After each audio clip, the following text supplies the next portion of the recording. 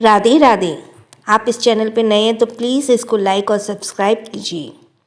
Episode 338 वंश और सारांश की मस्ती। अंश शावर लेकर नीचे खड़ा था। ठंडे पानी की बूंदें उसके सर से होते हुए उसके शरीर को भिगा रही थीं। उसकी आंखें लाल थीं और चेहरे पर कोल्ड एक्सप्रेशन। क्या इन 5 सालों में बहुत कुछ बदल गया था? लोग जो उसके नाम सुनकर कांपते थे, आज उसका नाम भी कुछ लोग भूल चुके थे। और तो और एक छोटे से लोकल गुंडे ने कुछ देर पहले उसे धमकाने की हिम्मत की थी। उसने गुस्से से एक पंच दीवार पर दे मारा। कुछ देर बाद वह अपने कमर में टॉवल बांधकर वॉशरूम से बाहर आया। उसने देखा कमरे में कोई नहीं है। उसने जल्दी से कपड़े पहने और कहीं चला गया। इधर सोना आयांश के कमरे में थी। आयांश सानवी के साथ था और वंश और सारांश सोना के साथ पास बैठे उससे हजारों सवाल कर रहे थे। सारांश ने पूछा, मम्मा सच सच बताना, the red colour on dad's face and clothes was blood right? Sona ने नहीं में सिर हिलाया था कि वंश बोला, मॉम यू आर लाइंग। मैंने देखा था, सच में उसके फेस पर ब्लड लगा था। क्या उन्हें किसी ने फाइट किया था? सोना ने हैरानी से अपने दोनों बेटों को देखा। उसने उन दोनों को समझाते हुए कहा, वंश, सारांश, बेटा ऐसा नहीं है। तुम्हारे डैड ने फाइट नहीं की है। वो तो बस। सोना कह ही रही थी कि सारांश बोला, मॉम, ग्रैंडमा ने हमें बताया था कि डैड कितने बड़े फाइटर थे। मम्मा, क्या डैड रिहान चाचू और बड़े पापा की तरह फाइट करते थे? सोना ने आयांश को बेचारी आंखों से देखा। उसे लग रहा था कि वो इस कमरे में बेकार ही आई। आयांश ने कहा, वंश, सारांश, तुम दोनों मोमो को परेशान करना बंद करोगे? वंश और सारांश ने सोना को हाथ पकड़ा और उसे हिलाते हुए बोले, बताओ ना मॉम।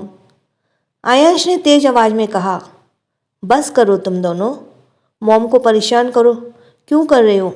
वो कह रही है ना डैड फाइट नहीं की। वंश और सारांश ने एक दूसरे को देखा और आयांश के पास आकर बैठ गए। दोनों ने कहा, लेकिन भाई, we want to know about him. आप बताओ ना, क्या डैड सच में फाइट करते थे? आयांश ने सोना को देखा। सोना सानवी को आयांश से लेते हुए बोली, बस बहुत हो गया, चलो तीनों अब सो जाओ, हमें भी बहुत नींद आ रही है, उसने कहा और वे तीनों बेड पर आकर अच्छे बच्चे की तरह आकर लेट गए। सोना ने उन तीनों को अच्छे से ब्लैंकेट पर कवर किया और उसके बाल बिगाड़ते हुए उनके माथे पर किस किया। गुड नाइट बच्चों, उसने कहा और सानवी को लेकर कमरे का दरवाज़ा बंद करते हुए चली गई। उसके जाने के बाद वंश और सारांश उठकर बैठते हुए बोले, बताइए ना भाई, क्या सच में डैड फाइट करते थे? आयांश ने ब्लैंकेट खींचा और उसे पूरी तरह से उड़ा दिया। उधर सोना कमरे में आई। उसने देखा अंश वहाँ नहीं है। अंश कहाँ गए? लगता है स्टडी में है। उसने सानवी को बेड पर लिटाया और अच्छे से ब्लैंकेट से कवर कर दिया। गुड नाइट बच्चा, कहकर उसने उसके माथे पर किस किया और वो जाने लगी तो सानवी ने कहा, मम्मा स्टोरी। सोना उसके पास लेटकर उसे कहानी सुनाने लगी। इस बीच उसे भी नींद आ गई, पता नहीं चला। इधर अंश वीरा के साथ एक ट्रेनिंग सेंटर पर था। वे वो जगह थी जहां अंश के लोगों को ट्रेनिंग दी जाती थी। यहाँ कोई यहाँ पर बॉक्सिंग करता नजर आ रहा था तो कोई फायरिंग, कोई जूडो कराटे की प्रैक्टिस कर रहे थे तो कोई पशु आप रहे थे। हर कोई अपने अपने काम में लगे थे। अंश एक कुर्सी पर बैठ गया, सिगरेट पीता हुआ उन्हें देख रहा था। तभी उसकी आंखें बॉक्सिंग करते हुए 2 गार्ड्स में से एक गार्ड्स के मुंह के बल गिर गया और उसके बाद वो उठा ही नहीं।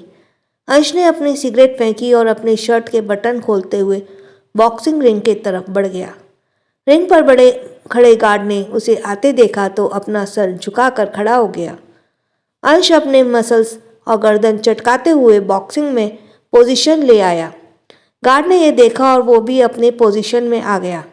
अंश अपनी गहरी आंखों से उसकी आंखों में देख रहा था, लेकिन उसके सामने खड़े गार्ड्स के आंखों में भी डर का कोई नामो निशान नहीं था। जल्द ही उन दोनों के बीच बॉक्सिंग मैच शुरू हो गया। अंश ने उस गार्ड को मुंह पर एक जोरदार मक्का जड़ दिया, जिससे पीछे गार्ड की तरफ हट गया। अब तक वहां पर मौजूद सभी लोग अपना काम छोड़कर उन्हें देखने लगे। उनके नाक के खून आने लगा। उसने अपनी कठोर आंखों से अंश को घूरकर उसके ऊपर पंचों की बरसात कर दी और अंश खुद को डिफेंड करने लगा। इसी बीच दोनों को एक दूसरे पर भारी पड़ रहे थे। जल्दी अंश को अपनी एनर्जी लेवल लो होता हुआ महसूस हुआ और उसका सर घूम गया। गार्ड्स ने यह देखा और उसके मुंह पर एक जोरदार मुक्का मारा, जिससे अंश नीचे गिर गया। उसकी आंखें बंद होने लगीं। सबने ये देखा और हैरान हो गए। आज पहली बार उन लोगों ने अंश को हारते हुए देखा था। वो गार्ड पूरी तरह से अपने फॉर्म में आया था, इसलिए उसने अंश को कंडीशन नहीं देखी और उसके मुंह पे एक और मुक्का जड़ने ही वाला थे कि अंश ने उसके पंच को रोक दिया। ये देखकर सब चीयर्स करने लगे। अंश ने उस गार्ड के हाथ का मोड़ कर खड़ा कर उसके चेहरे पर मुक्के बरसाते हुए शुरू कर दिया। जल्द ही अंश ने उसे हरा दिया। सबने खूब जो उसे चीयर्स किया और सीटी बजाने लगी। अंश ने हाँफते हुए गार्ड के सीने पर हाथ मारा और कहा, गुड जॉब, और रिंग के बाहर आ गया। उसके चेहरे पर कई चोटें आई थीं और मुंह से खून भी आ रहा था। वीरा ने उसे टॉवल दिया और कहा, boss, you are amazing. You know that guard was the best of our team. आपको आज फिर से फाइट करते देख अच्छा लगा। अंश ने उसे देखा और कहा, आई नो। वे दोनों बाहर आ गए। वीरा ने उसके लिए कार का गेट खोला और अंश अंदर बैठ गया। वीरा ड्राइविंग सीट पर आ गया और वे दोनों घर के लिए निकल गए।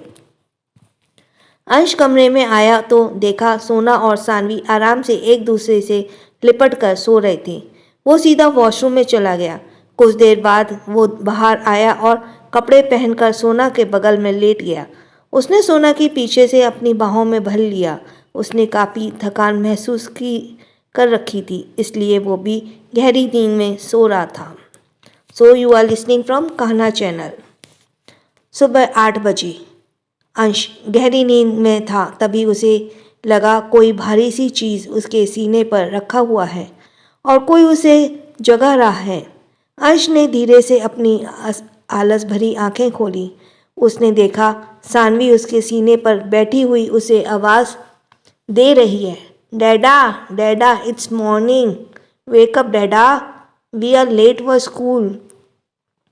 अंश ने उसे हक कर लिया और उसका सर अपने सीने पे रखते हुए बोला, बस कुछ देर और प्रिंसेस, चलो तुम भी सो जाओ। उसने कहा और सानवी को पीठ को थपकी देने लगा। कल रात में फाइटिंग के बाद उसे अपने शरीर में काफ़ी दर्द महसूस हो रहा था। तभी सारांश चिल्लाते हुए आया, मॉम, कहाँ हैं आप? आपने मेरी रिपोर्ट कार्ड पर साइन नहीं किया, टीचर मुझे डांटेंगी। तभी वंश कमरे में आते हुए बोला, मॉम, आप भूल गई, आज स्कूल में पेरेंट्स मीटिंग है, आपको मेरे साथ चलना है। वे तीनों सोना को ढूंढते हुए कमरे में आ गए थे और अंश और सानवी को सोते देखकर रुक गए। दोनों ने एक दूसरे को देखा और आंखें ही आंखों में कुछ इशारा किया। वे दोनों दबे पांव मिरर के पास गए। वंश ने ऑयल की बोतल ली और उसे बेड के नीचे जमीन पर फैला दिया।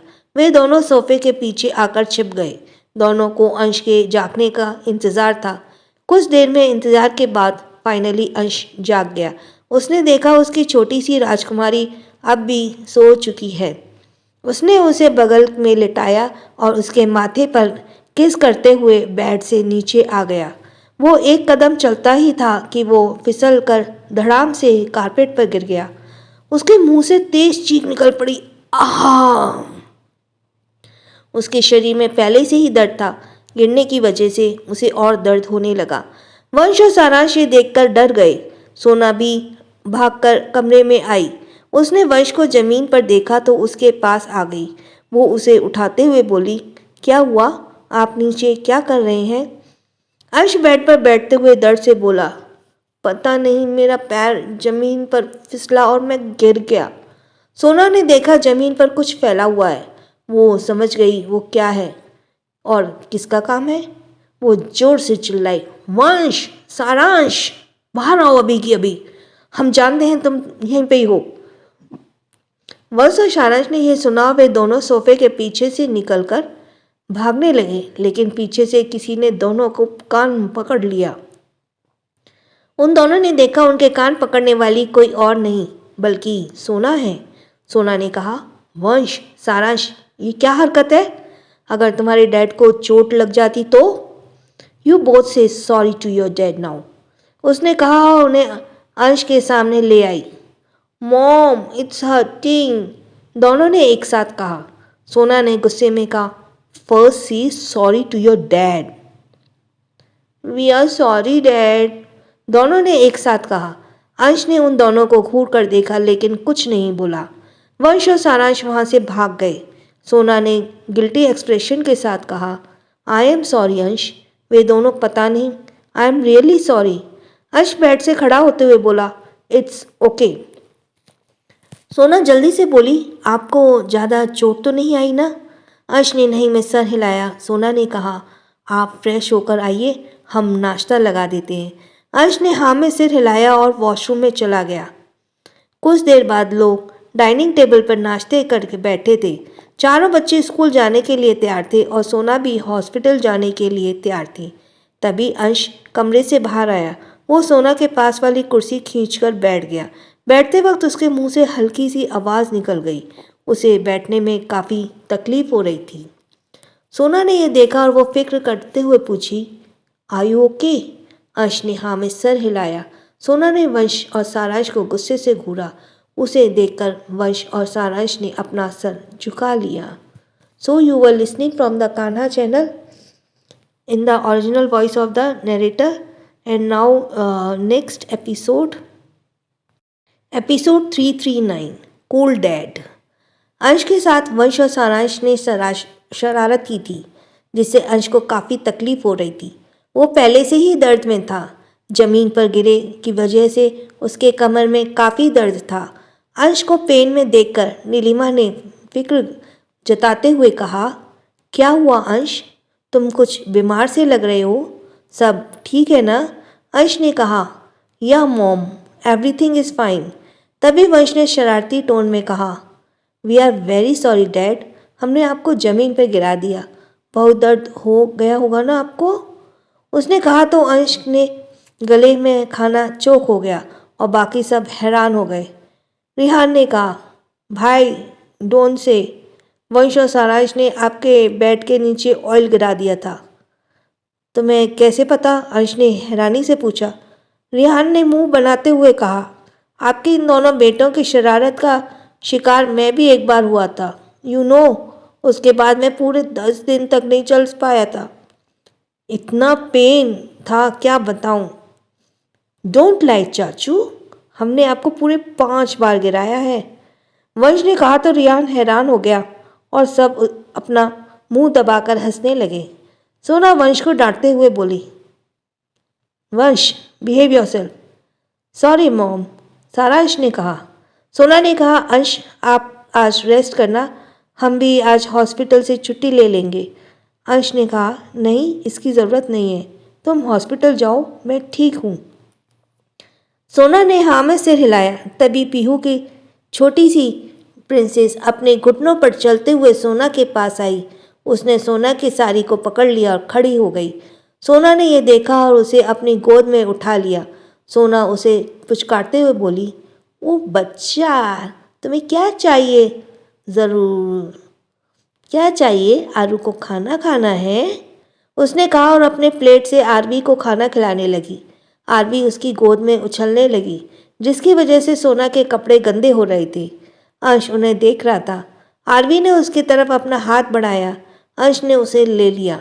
सोना मुस्कुराई और आरवी के मुंह को टिश्यू से साफ करने लगी। आरवी गिगली करते हुए अंश की शर्ट के बटन के साथ खेलने लगी। तभी सम्राट ने कहा, आई थिंक तुम उसे पसंद आ गए हो, वरना वो किसी के पास नहीं जाती। अंश ने आरवी को देखा और बहुत क्यूट एंड चबी सी थी। सोना ने कहा, लगता है ये अंश को अपने डैड समझ रही है, इसलिए वो उनसे खेल रही है, उसने कहा और आरवी के मुंह की तरफ इशारा किया जो अंश के शर्ट के बटन को अपने मुंह में लेकर गिगली कर रही थी। ऐसा तो अपने डैड के साथ ही करती है। उसने इतना कहा ही था कि उसके बगल वाली कुर्सी से रोने की आवाज़ आई। सबने देखा सानवी अपने एक हाथ में अपने आँख को मलते हुए दूसरे हाथ में अंश की तरफ इशारा करते हुए रो रही थी। No mamma, is my dada, dada, is my dada. सब उसके रोने से हंसने लगे। नीलिमा ने सानवी को अपने गोद में उठाया और उसे चुप कराते हुए बोली, सानवी रोना बंद करो, वो तुम्हारी छोटा है बेटा, बहुत छोटी है तुमसे। सानवी ने फिर से रोते हुए कहा, डैडा, डैडा, उसने कहा और उसके गोद से उतरकर अंश के पास आ गई। वो अंश के गोद में चढ़ने की कोशिश करते हुए बोली, डैडा, डैडा। अंश ने जल्दी से आरवी को सोना को दिया और सानवी को गोद में उठा लिया। Don't cry princess, dada is there, उसने कहा और उसके आंसू साफ किए। सानवी अंश को गले से लगा गई और आरवी को देखने लगी, जो अब अंश के पास जाने के लिए रो रही थी। उसने अपनी बच्ची वाली आवाज़ में कहा, no Aaru baby, is my dada, your dada is there. सब उसके क्यूट फाइट पर हंसने लगे। सम्राट आरवी को गोद में लेते हुए बोला, shh Aaru baby, dada is here, stop crying, उसने कहा और बहुत प्यार से आरवी की पीठ पर हाथ फेरने लगा। तभी सारांश सानवी को चिढ़ाते हुए बोला, सानवी तुम कितनी बड़ी हो गई हो, फिर भी रोती हो, you are a bad girl, उसने कहा तो सानवी जल्दी से बोली, you are a bad boy, you stupid. Saransh उसे जीभ दिखाने चिढ़ाने लगा। कुछ देर इसी तरह हंसी मजाक करते हुए सबने नाश्ता किया। नाश्ता करने के बाद वंश, आयांश, सारांश और सानवी को ड्राइवर स्कूल छोड़ने चला गया। सम्राट और पीहू आरवी को नीलिमा के पास छोड़कर ऑफिस चले गए। अंश कमरे में आया और बेड पर पेट के बल लेट गया। वो लेटकर अपने सामने चल रहे खूबसूरत नज़ारे को देख रहा था। सोना अपने कपड़े बदल रही थी। आरवी ने खाना खाते वक्त उसके कपड़े गंदे कर दिए थे। कुछ देर बाद सोना ने साड़ी के प्लेट बनाए और उसे टक करके अपने बाल ठीक करने लगी। उसने अंश को देखा तो अंश ने जल्दी से अपनी आंखें बंद कर ली और ऐसा देखने जैसे उसे कुछ देखा ही ना हो। सोना को लगा वो सो गया है। वो उसके पास आई और बेड पर पड़े फोन को लेकर जाने लगी। तभी अंश ने उसका हाथ पकड़कर उसे अपनी तरफ खींच लिया। सोना उसके ऐसे करने से हैरान हो गई। अंश ने सोना को अपनी बाहों में भरा और उसके पीठ पर अपने हाथ फेरते हुए कुछ करने लगा। उसके कसके सोना के ब्लाउज की डोरी को पकड़कर खींचा, जिससे सोना को लगा जैसे उसकी सांसें ही अटक गई हों। वंश ने उसे खुद से दूर किया और कहा, अब तुम जाओ, उसने कहा और सोना को देखा जिसके गाल गुलाबी हो गए थे। अंश ने आंखें छोटी करते हुए कहा, तुम्हारे गाल लाल क्यों हैं? सच सच बताओ, क्या सोच रही हो तुम? मैं तो सिर्फ तुम्हारी डोरी बांध रहा था। सोना की आंखें बड़ी बड़ी हो गई। उसकी हकलाते हुए कहा, नहीं तो हम कुछ नहीं सोच रहे थे। अंश जानता था वो झूठ बोल रही है, लेकिन फिर भी उसने बात को आगे ना बढ़ाते हुए उसके झूठ को सच मान लिया। सोना ने राहत की सांस ली और अपने गाल के गुलाबीपन को छुपाते हुए बोली, महादेव, ये हम क्या सोचने लगे थे, उसने कहा और अपने सर पर चपत लगाकर चली गई। वो दरवाज़ा बंद कर पहुंचकर रुक गई। उसने अंश को देखकर और कहा, अगर शाम को आपको बेटर फील हो तो हमें हॉस्पिटल पिक करने आ जाना और बच्चों को भी ले आना, उसने कहा और चली गई। उसके जाने के बाद अंश मुस्कुराया और उठकर स्टडी में आ गया। इधर रेहान अपनी फार्मास्यूटिकल्स कंपनी की तरफ से अपने पीए राघव के साथ हॉस्पिटल में आया था। रेहान की यह दूसरी कंपनी भी सक्सेसफुल थी। हॉस्पिटल में रेहान के कंपनी के मेडिसिन्स की सप्लाई को लेकर जरूरी मीटिंग रखी गई थी।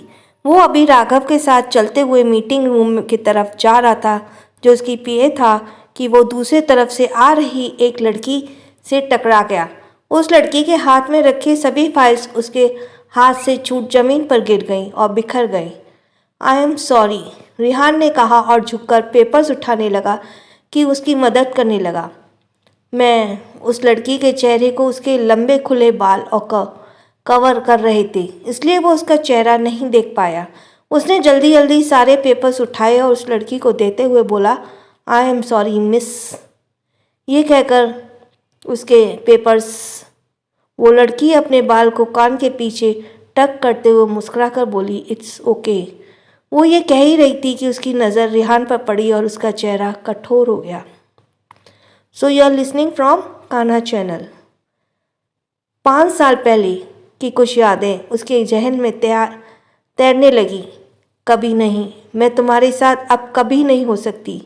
तुम्हारे भाई ने मेरे भाई को मार डाला।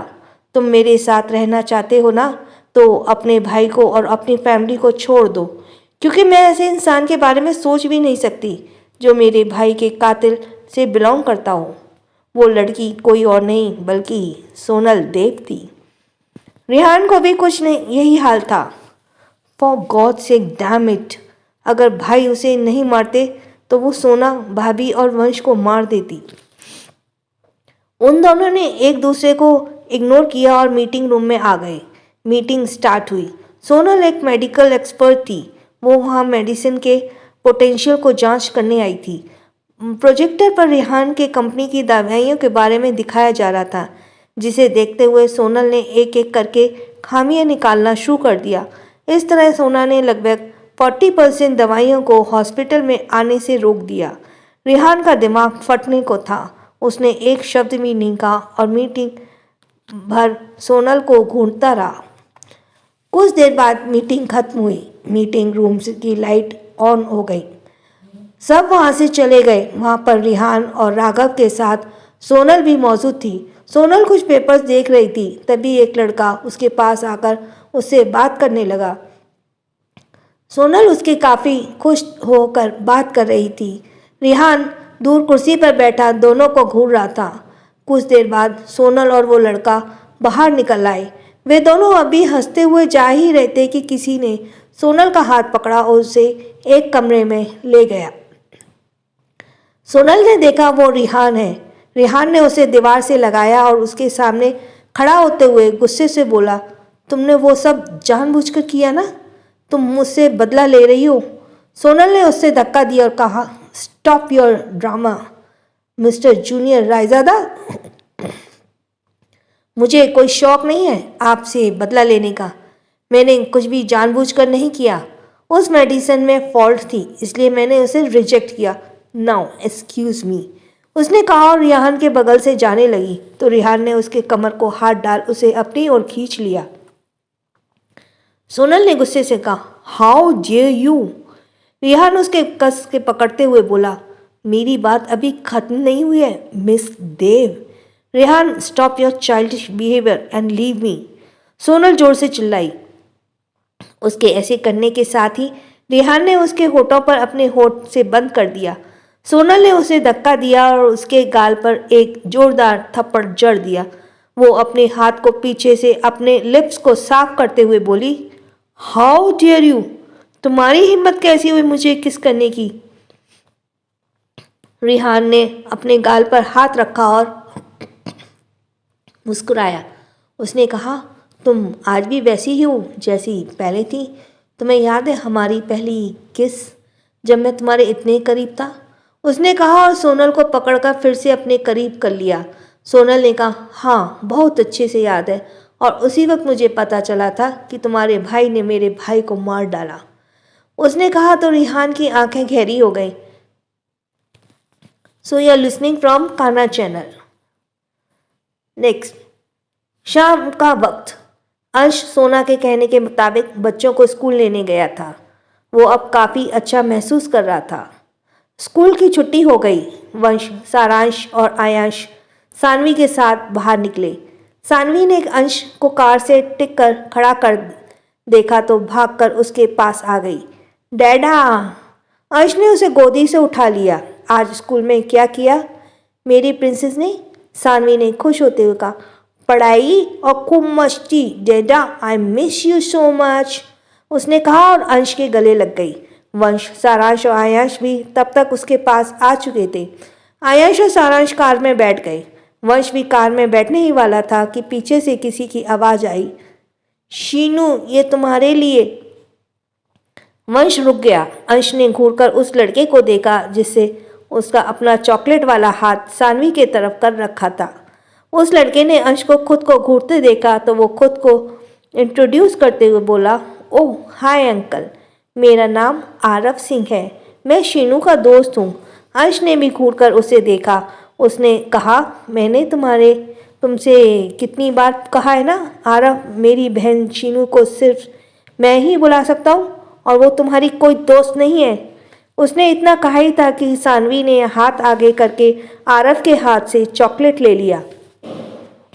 थैंक्स आरव। ही सानवी ने कहा और हंसने लगी। आरव खुश हो गया। ओके शीनू बाय, कल मिलते हैं, आरव ने कहा और हाथ हिलाते हुए जाने लगी। सानवी ने भी उसे हाथ हिलाकर बाय कहा। अंश और वंश ने घूरकर सानवी को देखा। सानवी चॉकलेट खाने वाली थी और वंश ने उसे उसके हाथ से छीनकर फेंक दिया।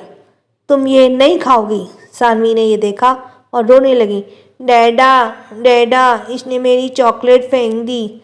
अंश ने कहा, इट्स ओके प्रिंसेस, हम न्यू ले लेंगे। उसने कहा और उसे लेकर कार के अंदर आया। उसने उसे आयश के गोद में दिया और कार ड्राइव करने लगा। ये लोग सच में हॉस्पिटल की तरफ बढ़ गए। तभी उसने रियर व्यू में देखा कि एक कार उनका पीछा कब से लगी हुई है। उसने उस कार को स्कूल के बाहर भी देखा था। उसे कुछ गड़बड़ लगी। उसने कार की स्पीड बढ़ा दी।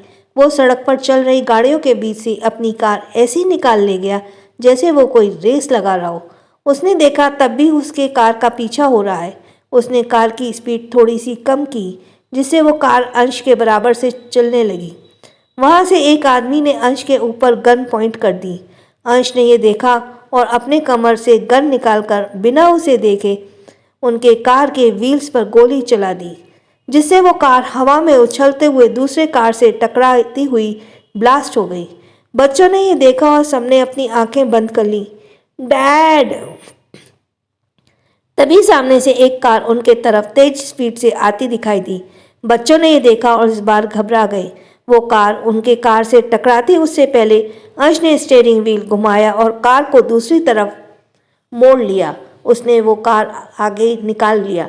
अंश ने तेज स्पीड से कार को हॉस्पिटल कैंपस में घुसा दिया। तभी वंश ने एक्साइटेड होते हुए कहा, wow dad, you are so cool. ऐसा लग रहा था जैसे हम कोई वीडियो गेम खेल रहे हैं। क्या गोली चलाई आपने? वाओ! सारांश ने जल्दी से कहा, और वो कार का फ्लाई होना, wow dad, you are amazing. Ansh ने अपने दोनों बेटों के मुंह से अपने लिए कॉम्प्लीमेंट सुनकर प्राउडली मुस्कुराया। सो